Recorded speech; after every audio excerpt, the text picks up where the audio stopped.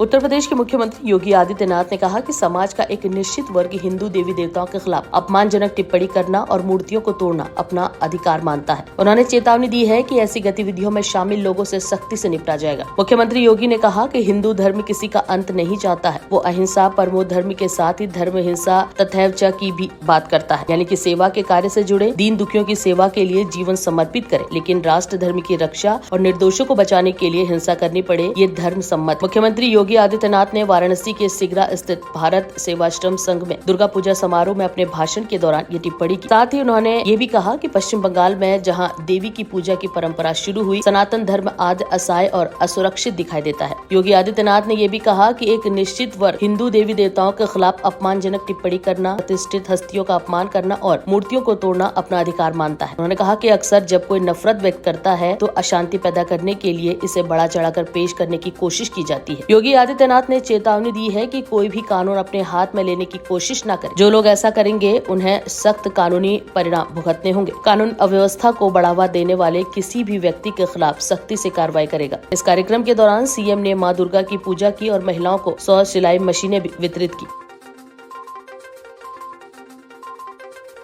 मैं सबसे पहले आप सभी को शारदीय नवरात्रि की हृदय से बधाई देता हूं और दूर दूर से भारत सेवाश्रम संघ के सन्यासी आज इस समारोह के साथ जुड़ने के लिए काशी में आए हैं। मैं उत्तर प्रदेश की जनता की ओर से कैलिफोर्निया से, जलपाईगुड़ी से, गुजरात से, पश्चिमी बंगाल से आए हुए और देश के अलग अलग स्थानों से आए हुए सपा बाबा के मित्र श्री रामनाथ जी भी यहाँ बैठे हुए हैं। इन सभी का मैं हृदय से स्वागत करता हूँ, अभिनंदन करता हूँ।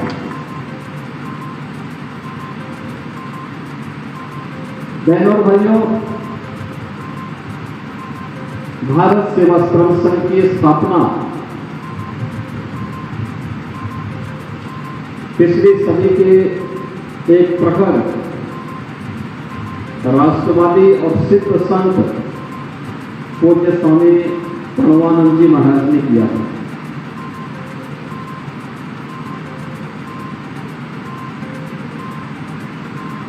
उन्होंने अपनी साधना से सिद्धि प्राप्त की, गुरु कृपा थी, लेकिन साथ साथ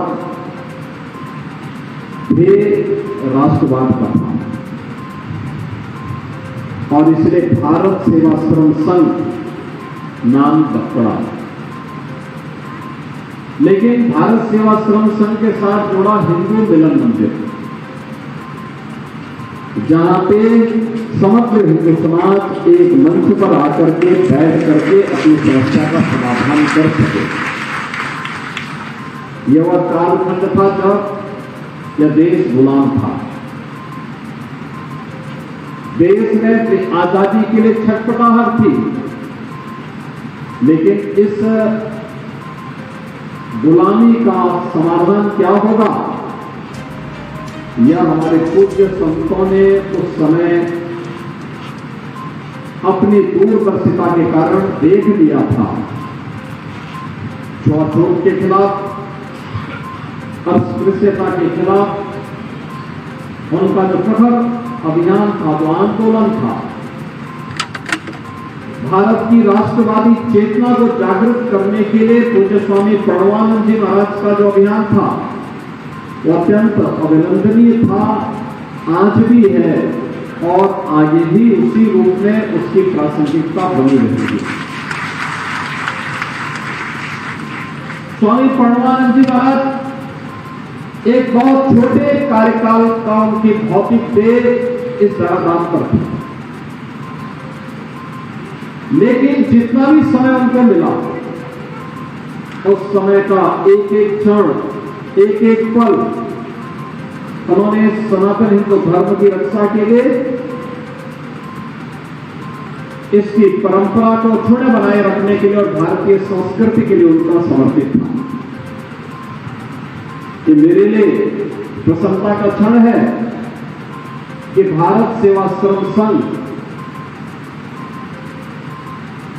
आज वाराणसी में अपना कार्यक्रम आयोजित कर रहा है। यह आश्रम 1928 में स्थापित हो गया था। भारत सेवाश्रम संघ का यह आश्रम की नींव 1928 में पड़ी, यानी अगले 4 वर्ष में यह आश्रम अपना शताब्दी महोत्सव मनाएगा। 100 वर्ष सेवा करने के उपलक्ष्य में कार्यक्रम आयोजित करेगा। 100 वर्ष की एक लंबी यात्रा, गौरवशाली यात्रा होती है। अपने आप को आकलन करने का, अपना मूल्यांकन करने का एक अवसर होता है।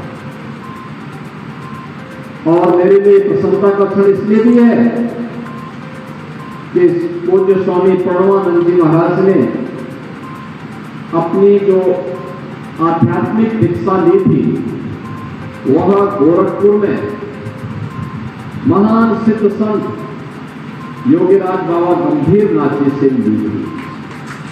1912-13 में उन्होंने मेमन सिंह फरीदपुर बंगाल, जो आज बांग्लादेश है, उस समय मात्र 6ठी-7वीं क्लास के छात्र थे और बाबा ने उन्हें दर्शन दिया था जब वो अपने स्कूल में पढ़ते थे और उनसे कहा कि गोरखपुर में आकर के अपनी दीक्षा ले लो। 6ठी क्लास का बालक कितना, बहुत आप ये नहीं मान सकते, और उस समय साधन भी नहीं थे, लेकिन अपने स्कूली गुरु के साथ वह गोरखपुर आए और पहले ही भेंट में गोरखपुर में जिस स्थान की चर्चा अभी स्वामी जी यहां कर रहे थे, अखंड समाधि 3 घंटे की स्वामी जी की लगी थी गोरखपुर में। और बाबा ने फिर उन्हें इस बारे में कहा था कि ये तो जन्मजात सिद्ध है, इनको प्रारंभ से ही सिद्धि प्राप्त हुई है, लेकिन एक औपचारिक प्रक्रिया का मैं यहाँ पे पालन करते हुए एक दीक्षा दे रहा हूं। और इसका उदाहरण पार्टीशन के समय देखने को मिला जब पूज्य स्वामी प्रणवानंद जी महाराज का फरीदपुर का जो आश्रम है बांग्लादेश के अंदर, जब वहां पर विधर्मियों ने तोड़फोड़ और लूटपाट करने का दुस्साहस किया, आश्रम के अंदर उन्होंने तोड़फोड़ किया और जैसे ही आश्रम के बाहर निकलते थे उनको खून की उल्टियां शुरू हो जाती थी और उसके बाद फिर वे वहां बाल बांका नहीं कर पाए। इतनी विस्तृत योजना के साथ जो कार्यक्रम एक पूर्ण उद्देश्य से प्रारंभ किया गया है, मौन उद्देश्य से प्रारंभ किया गया है, आज न केवल देश में बल्कि दुनिया के अनेक देशों में फैल करके पूज्य स्वामी प्रणवानंद जी महाराज के उन मूल्यों और आदर्शों और मर्यादाओं का पालन करते हुए भारत सेवाश्रम संघ निरंतर आगे बढ़ाने का काम कर रहा है। सेवा का कार्य हो या राष्ट्रवाद के मूल्यों की स्थापना को लेकर के, देश की आजादी के आंदोलन का मामला रहा हो या स्वतंत्र भारत में किसी भी आपदा का सामना करने के लिए भारत सेवाश्रम संघ के सन्यासियों और आश्रम से जुड़े हुए स्वयं सेवकों ने जिस प्रभावी ढंग से सेवा के कार्यक्रमों के साथ जुड़ करके अपना अभियान चलाया है, वह सर्वत्र प्रशंसा पाया है। और आज ये मेरे लिए प्रशंसा का क्षण है कि स्वयं भारत सेवाश्रम संघ के जो अध्यक्ष हैं स्वामी पूर्ण आत्मानंद जी महाराज, ये स्वयं कैलिफोर्निया से चल करके इस आयोजन में सहभागी बन गए हैं, जिसमें काशी की 100 ऐसी बहनों को जिन्हें महिला सशक्तिकरण के माध्यम से स्वावलंबन की ओर अग्रसर करने के लिए 100 सिलाई मशीन उपलब्ध करवाई जा रही है। ये 100 सिलाई मशीन जिन परिवारों को उपलब्ध हो रही है, मैं इसके लिए भारत सेवाश्रम संघ को धन्यवाद देता हूं और उन सबको हृदय से बधाई भी देते हुए अपनी शुभकामनाएं देता हूं कि ये परिवार आज यहाँ पर इस कार्यक्रम के और इस ट्रेनिंग के बाद सिलाई मशीन प्राप्त होने के बाद आर्थिक रूप से स्वावलंबन के पथ पर अग्रसर होगा। मेरा मानना है कि अगर भारत के सभी आश्रमों के माध्यम से सेवा का यही कार्यक्रम आगे बढ़ता इसी प्रकार से बढ़ेगा तो भारत का कोई बाल बाका नहीं कर सकता है। आज भारत एक मजबूत हाथों में प्रधानमंत्री मोदी जी के नेतृत्व में दुनिया की एक बड़ी ताकत बनकर के उभरा है। आज आप देख रहे होंगे कि जो भारत आज से 10 वर्ष पहले दुनिया की 10वीं 11वीं बड़ी अर्थव्यवस्था थी, आज वह 5वीं बड़ी अर्थव्यवस्था बन चुका है। अगले 3 वर्ष के अंदर भारत दुनिया की 3री बड़ी अर्थव्यवस्था बनेगा। आर्थिक दृष्टि से भारत को दुनिया की बड़ी ताकत बनाना, लेकिन आध्यात्मिक और सांस्कृतिक दृष्टि से समृद्ध विरासत हमारे पास है, इसका संरक्षण करने के लिए भी हम सबको मिलकर के कार्य करना होगा। हमारा हिंदू धर्म किसी का अहित नहीं चाहता, वो स्पष्ट कहता है अहिंसा परमो धर्म, लेकिन ये भी जोड़ता है धर्म हिंसा तथैव च, यानी अहिंसा परम धर्म है। लेकिन अगर राष्ट्र की रक्षा करने के लिए, धर्म की रक्षा करने के लिए, निर्दोष लोगों को बचाने के लिए हिंसा करनी पड़े तो धर्म सम्मत मान्य है। और यह आह्वान भारत का शास्त्र करता है और यही आह्वान स्वामी प्रणवानंद जी ने भारत सेवाश्रम संघ की स्थापना के समय कहा किया कि अहिंसा परमो धर्म, जो हमारा पहला पक्ष है, जो पक्ष कहता है हम सेवा के कार्य के साथ जुड़े, दीन दुखियों की सेवा के लिए अपना जीवन समर्पित करिए। सैकड़ों की संख्या में आए हुए सन्यासी इसके उदाहरण हैं। लेकिन अगर राष्ट्र की एकता और अखंडता को कोई चुनौती देगा, हमारे राष्ट्र की सीमाओं का कोई अतिक्रमण करेगा, तो फिर राष्ट्र की सुरक्षा के लिए, राष्ट्र की संप्रभुता के लिए, धर्म की सुरक्षा के लिए, हम लोग देश की रक्षा करने के लिए फिर धर्म सम्मत उस हिंसा के पक्षधर भी हैं जो भारत की जनता को सुरक्षा प्रदान कर सके, भारत के एक भारत श्रेष्ठ भारत के रूप में रख सके। और यही भारत के महापुरुषों ने कहा है, अधूरी शिक्षा नहीं, पूर्ण शिक्षा के हम पक्षधर हैं। मैं आश्चर्यचकित हूं इन बातों को लेकर। हर जाति, मत, संप्रदाय या मजहब से जुड़े हुए महापुरुषों ने लोक कल्याण के लिए अपने अपने अनुसार योगदान दिया होगा, उन सबका सम्मान होना चाहिए, उसमें कोई संदेह नहीं, सभी को सम्मान मिलना चाहिए। और अगर कोई व्यक्ति किसी मत, पंथ या संप्रदाय से जुड़े हुए किसी इष्ट के खिलाफ, किसी महापुरुष के खिलाफ, किसी योगी सन्यासी के खिलाफ अपशब्दों का प्रयोग करता, वक्र भाषा का प्रयोग करता है, तो वह दंड का भागी बनता है। उसके खिलाफ कानूनन कार्रवाई होनी चाहिए, कार्रवाई होगी उसके लिए। लेकिन विरोध का मतलब ये नहीं होता है कि हम आगजनी करें, तोड़फोड़ करें, लूटपाट करें। यह कतई स्वीकार्य नहीं हो सकता, कतई स्वीकार्य नहीं हो सकता है। और इसीलिए मैं देखता हूं एक तबका अपने आप का जन्मसिद्ध अधिकार मान लेता है जब वह हिंदू धर्म के देवी देवताओं के खिलाफ अपमानजनक टिप्पणी करते हैं, हिंदुओं के मान बिंदुओं को अपमानित करते हैं, मूर्तियों को खंडित करते हैं, उसको अपना जन्मसिद्ध अधिकार समझते हैं, तो हिंदुओं की ओर से तो कोई प्रतिक्रिया नहीं होती। लेकिन अगर किसी अज्ञानी के द्वारा या किसी के द्वारा विद्वेष में कोई शब्द कहे जाते हैं तो उसको लेकर के जमीन आसमान एक करने का कुत्सित प्रयास होता है। कानून को कोई हाथ में लेने का दुस्साहस न करे, और अगर कोई कानून को हाथ में लेने का दुस्साहस करेगा तो उसको कानून की गिरफ्त में आना ही होगा।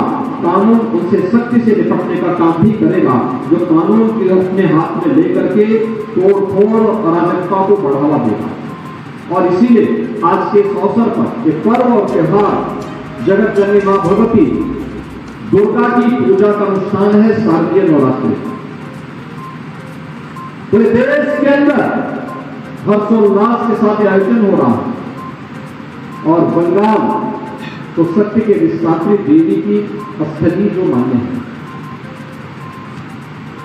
जिस बंगाल में जगत जननी मां भगवती के अनुष्ठान का शुभारंभ होता है, आज तो बंगाल में स्वयं ही सनातन धर्म असहाय की स्थिति में दिखता है, असुरक्षित सा दिखता है। ये स्थितियां क्यों हुई? बंगाल भारत को राष्ट्रगान और राष्ट्रगीत देने वाली भूमि है। भारत की सर्वश्रेष्ठ बौद्धिक आधार देने वाली भूमि है। भारत की आजादी के तमाम महापुरुषों को देने वाली भूमि है। बंगाल है जिसने जगदीश चंद्र बसु जैसा वैज्ञानिक दिया।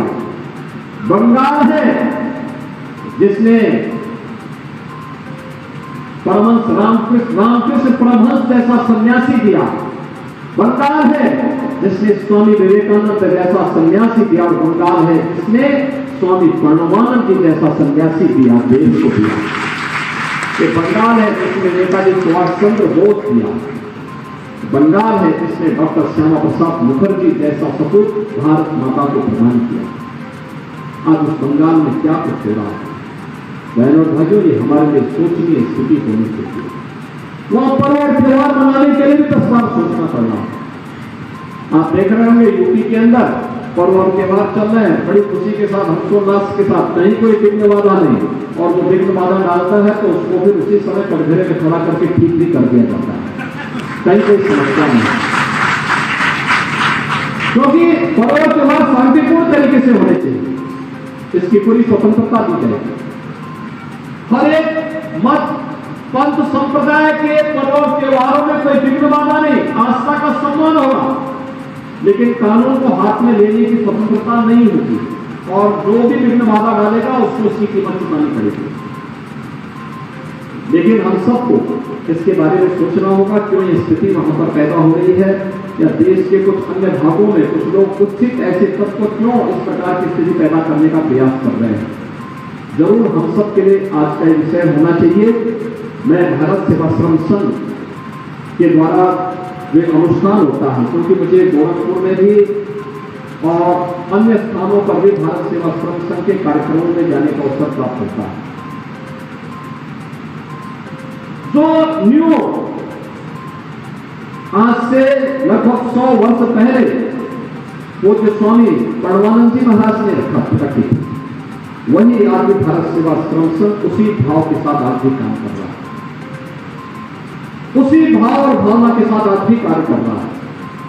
और मुझे पूरा विश्वास है कि भारत सेवाश्रम संघ पूज्य स्वामी प्रणवानंद जी महाराज की उन मूल्यों आदर्शों के लोग राष्ट्रवाद का भी और सेवा का भी उत्कृष्टतम उदाहरण प्रस्तुत करते हुए अपना विस्तार और मजबूती के साथ करता हुआ दिखाई देगा, क्योंकि योगीराज बाबा गंभीर नाथ जी का आशीर्वाद जो आप सबके ऊपर है।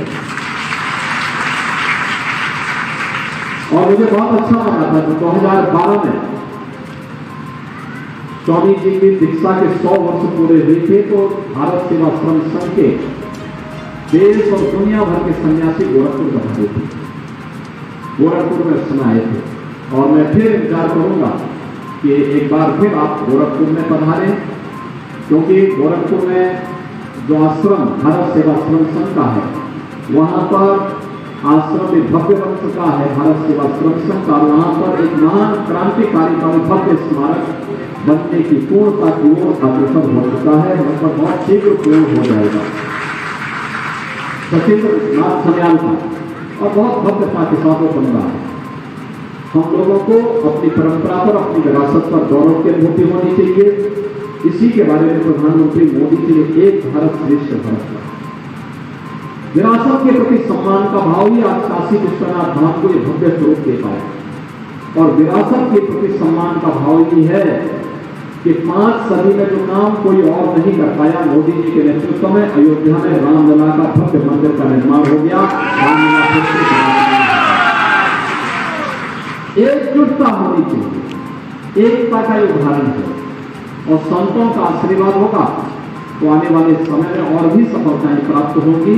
जगतजननी मां भगवती से यही प्रार्थना है कि वह सनातन धर्म भारत की रक्षा करने के लिए सदैव इतनी शक्ति प्रत्येक भारतवासियों को दे कि भारत की एकता अखंडता के लिए, भारत की सुरक्षा के लिए, और आप जैसे सन्यासियों और स्वयंसेवकों के अंदर सेवा और राष्ट्रवाद का भाव निरंतर संचार करता रहे।